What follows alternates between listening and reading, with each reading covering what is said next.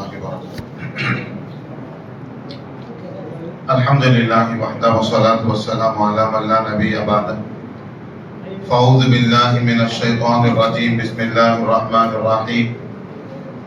ويوم يحشر أعداء الله إلى النار فهم يوزعون حتى إذا ما جاءوها شهد عليهم سمعهم وأبصارهم وجلودهم بما كانوا يعملون وقالوا لجلودهم لما شهدتم علينا قالوا أنطقنا الله الذي أنطق كل شيء وهو خلقكم أول مرة وإليه ترجعون. صدق اللہ العظیم. محترم بزرگ اور عزیز ساتھیوں، سورہ فصلت کی تفسیر ہمارے درمیان چل رہی ہے. تقریباً 2 رکوع اس کے آپ کے سامنے گزر چکے ہیں. یہ تیسرا رکوع ہے. اس کی ابتدائی آیاتوں میں اللہ تبارک و تعالیٰ نے اپنے دشمنوں کا حشر ذکر فرمایا ہے. اللہ فرماتے ہیں وَيَوْمَ يُحْشَرُ أَعْدَاءُ اللَّهِ إِلَى النَّارِ، اور جس دن اللہ کے دشمن دوزخ کے طرف جمع کیے جائیں گے. جو فاسق اور فاجر ہیں، جو نافرمان اور کافر ہیں، اللہ تبارک و تعالیٰ نے انہیں اپنا دشمن کہا ہے. اللہ تبارک و تعالیٰ کے دشمن جب جہنم کے طرف جمع کیے جائیں گے فَهُمْ يُوزَعُونَ، وہ جہنم کے قریب لا کر ان کو روک دیا جائے گا. حَتَّى إِذَا مَا جَاءُوهَا، جب وہ بالکل دوزخ کے پاس آ جائیں گے شَهِدَ عَلَيْهِمْ سَمْعُهُمْ وَأَبْصَارُهُمْ وَجُلُودُهُمْ، تو ان کافروں اور نافرمانوں کے کان اور ان کے آنکھیں اور ان کی کھالیں ان کے کاموں کی گواہی دیں گے جس کو وہ کیا کرتے تھے. یعنی جب کافروں کو جہنم کے پاس لا کر کھڑا کر دیا جائے گا، ایک کے بعد ایک جماعت جہنم کے دروازے پر لا کر کھڑا کی جائے گی، تو اس وقت اللہ تبارک و تعالیٰ ان سے پوچھیں گے کہ تم لوگ جہنم کے اندر جا رہے ہو، کیا تمہارے پاس کوئی عذر ہے؟ وہ جہنمی کہیں گے، کافر کہیں گے کہ ہمارے پاس ہمارے خلاف جو کچھ نام اعمال کے اندر لکھا گیا ہے، جو کچھ پیش کیا گیا ہے، یہ سب کا سب جھوٹ ہے. اس لیے کہ یہ جو لوگ ہمارے بارے میں گواہی دے رہے ہیں یہ ہم سے دشمنی رکھتے تھے، ہمارے سے بغض رکھتے تھے.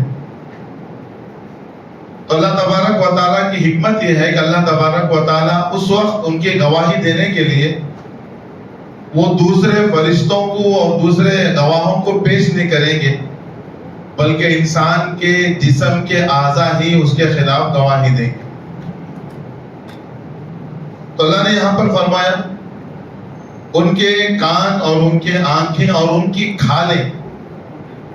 یہاں سورہ فصلت میں کھالوں کا تذکرہ ہے، اور سورہ نور میں، سورہ یاسین میں اللہ تبارک و تعالیٰ نے ہاتھوں اور پیروں کا تذکرہ فرمایا. حدیث پاک میں آتا ہے سب سے پہلے انسان کی ران گواہی دے گی. یہ ہمارے کان، ہمارے آنکھ اور ہمارے کھالیں اللہ تبارک و تعالیٰ کے سامنے گواہی دیں گی کہ ان کو کس کام کے اندر استعمال کیا. اللہ نے جو نعمتیں ہمیں عطا فرمائی، یقیناً اللہ کی بڑی نعمتیں. یہ کان کا سنائی دینا، آنکھوں کا دکھائی دینا، زبان کا یہ بولنے کی طاقت، یہ سب اللہ تبارک و تعالیٰ کی نعمتیں. اسی لیے اللہ نے فرمایا ان السمع والبصر والفؤاد کل اولئک کان عنہ مسئولا. کل اللہ تبارک و تعالیٰ ان کے بارے میں سوال کریں گے تم نے آنکھوں سے کیا کام کیے، تمہارے کانوں سے تم نے کیا کام لیے. تو وہاں انکار کا کوئی مسئلہ نہیں ہے، اس لیے کہ خود انسان کی کھال اور انسان کے اعضاء ان کے خلاف گواہی دیں گے. جب یہ کافر دیکھیں گے، فاسق دیکھیں گے کہ خود کے اعضاء اپنے خلاف گواہی دے رہے ہیں تو ان کو بڑا تعجب ہوگا. وَقَالُوا لِجُلُودِهِمْ، وہ اپنے ہی کھالوں سے کہیں گے لِمَا شَهِدْتُمْ عَلَيْنَا، تم نے ہمارے خلاف گواہی کیوں دی؟ اس لیے کہ ہم نے دنیا کے اندر جو کچھ نافرمانیاں کی ہیں اور جو کچھ ہم نے گناہ کیا ہے، مزہ کیا ہے، اور دنیا کے اندر حلال حرام کی تمیز کیے بغیر ہم نے جو کچھ لذت حاصل کیا ہے یہ ساری لذت آپ ہی کے لیے. تو آج تم ہمارے خلاف گواہی کیوں دے رہے؟ یا دوسرا معنی یہ بھی ہو سکتا ہے کہ تم ہمارے خلاف گواہی کیوں دے رہے ہو؟ اس لیے کہ اگر تم ہمارے خلاف گواہی دو گے تو اللہ تبارک و تعالی ہمیں جہنم کے اندر ڈالے گا، اور تم تو ہمارے جسم کے اعضا ہو، تو تم ہمارے ساتھ بھی کہاں آؤ گے؟ جہنم کے اندر آؤ. اب صرف اس سزا کے جلنے کے مستحق ہم نہیں بلکہ آپ بھی ہیں، اس لیے کہ تم ہمارے اعضا ہو. اور ہم جھوٹ اللہ سے اس لیے بول رہے ہیں کہ تاکہ تم عذاب سے بچ سکو. لیکن عجیب معاملہ ہے کہ میں جھوٹ بول رہا ہوں اور تم اپنے ہی خلاف میرے خلاف گواہی کیوں دے رہے؟ وَقَالُوا لِجُلُودِهِمْ لِمَا شَهِدتُّمْ عَلَيْنَا. تو اس وقت یہ اعضا اللہ تبارک و تعالیٰ کے بارگاہ میں ان کافروں سے یوں جواب دیں گے، قَالُوا أَنطَقَنَا اللَّهُ الَّذِي أَنطَقَ كُلَّ شَيْءٍ. آج اللہ تبارک و تعالیٰ نے ہم کو گویائی کی قوت دی، وہ اللہ جو تمام چیزوں کو بولنے کی طاقت دیتا ہے. دنیا کے اندر اللہ تبارک و تعالیٰ نے زبان کو بولنے کی طاقت دی، باقی اعضاء بول نہیں سکتے یا آج صرف دیکھ سکتے ہیں. کل قیامت کے دن اللہ تبارک و تعالیٰ کے سامنے پیشی ہوگی، اللہ تبارک و تعالیٰ زبان کو سیل لگا دیں گے، باقی اعضاء بولنا شروع کریں. جو زبان دنیا میں چرچرا رہی ہے وہ وہاں خاموش ہو جائیں گے، اللہ اسے مہر لگائیں گے اور باقی اعضاء بولیں گے اور یوں کہیں گے. اس اللہ تبارک و تعالیٰ نے ہمیں بولنے کی قوت طاقت دی، جو اللہ نے انطق کل شیء، جو تمام چیزوں کو بولنے کی قوت دی. وَهُوَ خَلَقَكُمْ أَوَّلَ مَرَّةٍ. وہی اللہ ہے جو اس سے پہلے تم کو پیدا کیا تھا دنیا کے. اللہ نے دنیا میں زبان کو بولنے کی طاقت دی اور اللہ نے دوبارہ پیدا کیا ہے. اب اللہ نے ہمیں بولنے کی قوت دی ہے. وَإِلَيْهِ تُرْجَعُونَ. تم پہلی مرتبہ دنیا کے اندر پیدا کیے گئے تھے، آپ اسی کی طرف دوبارہ لوٹ آئیں گے. تو بڑا عجیب معاملہ ہوگا. حدیث پاک میں ہے، اللہ کے نبی صلی اللہ علیہ وسلم، حضرت انس راوی حدیث ہے، ایک مرتبہ اللہ کے نبی صحابہ کے درمیان بیٹھے تھے، مسکرانے لگے. تو صحابہ نے پوچھا اللہ کے رسول سے مسکرانے کی کیا وجہ؟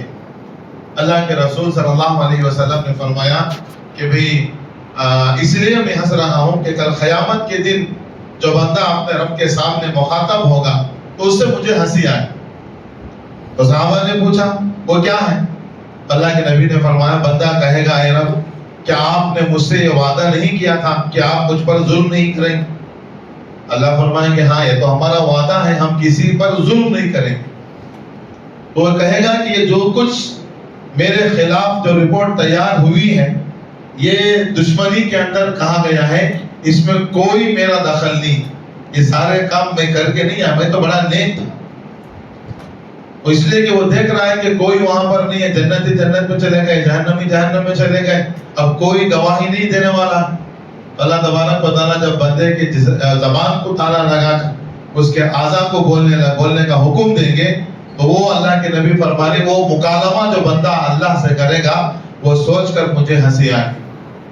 حضرت ابو ہریرہ فرماتے ہیں اللہ کے نبی صلی اللہ علیہ وسلم، مسلم شریف کی روایت ہے کہ منافق کل قیامت کے دن اللہ تبارک و تعالیٰ کے سامنے کہے گا یا اللہ آپ تو جانتے ہیں میں آپ پر ایمان لائے، آپ کے کتابوں پر، آپ کے رسولوں پر، قیامت کے دن پر میرا ایمان تھا اور میں نے اللہ کے نبی کی صحبت اختیار کی، میں نے نمازیں پڑھی اللہ کے نبی کے پیچھے، میں نے جنگ اللہ کے نبی کے پیچھے کیا ہے، لیکن آج معاملہ کیا ہے کہ آج مجھے جہنم کے اندر حوالے کیا جا رہا ہے.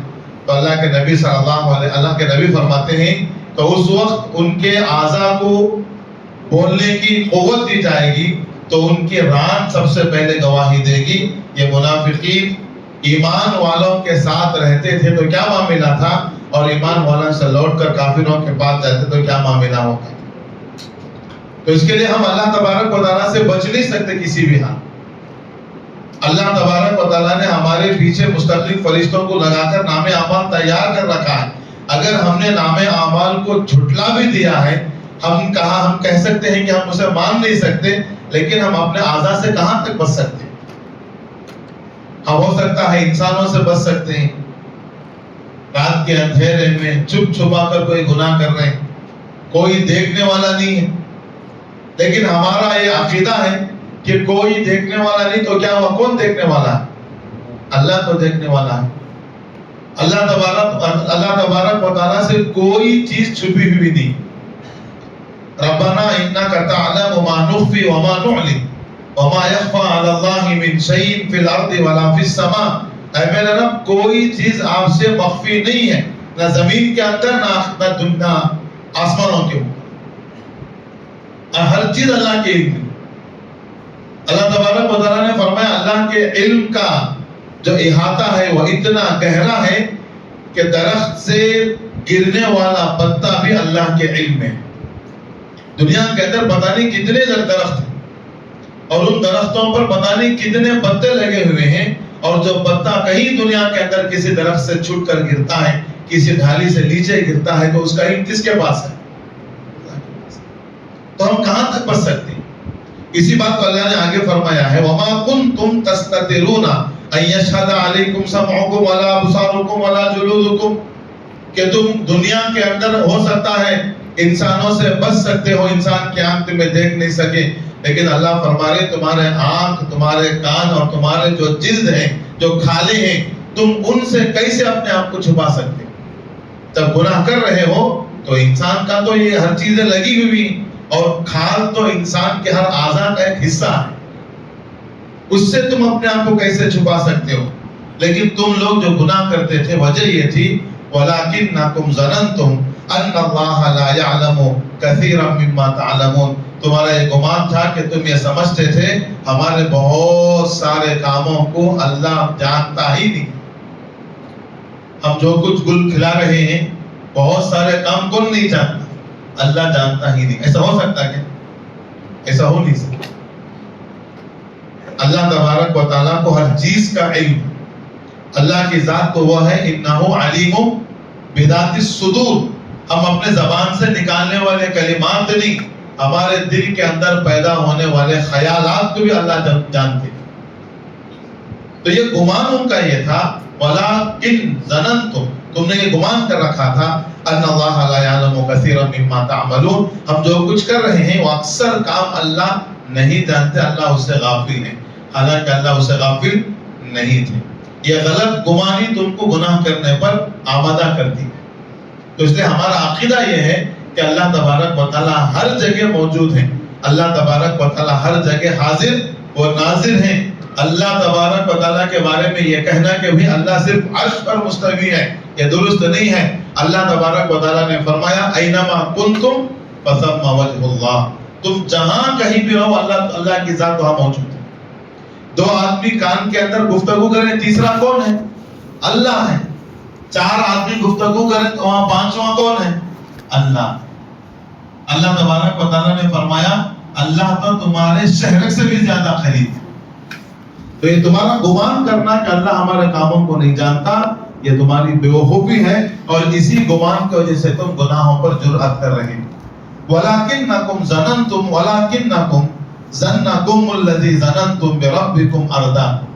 یہی وہ تمہارا گمان ہے جو تم اللہ کے ساتھ باندھ رکھے تھے کہ اللہ ہمارے اعمال سے باخبر نہیں ہے. اس گمان نے، اس عقیدے نے تم کو ہلاک کر دیا. یہ غلط عقیدہ اللہ کے ساتھ تمہارا جو بنا ہوا ہے، اس عقیدے نے تم کو گمراہ کر دیا، برباد کر دیا.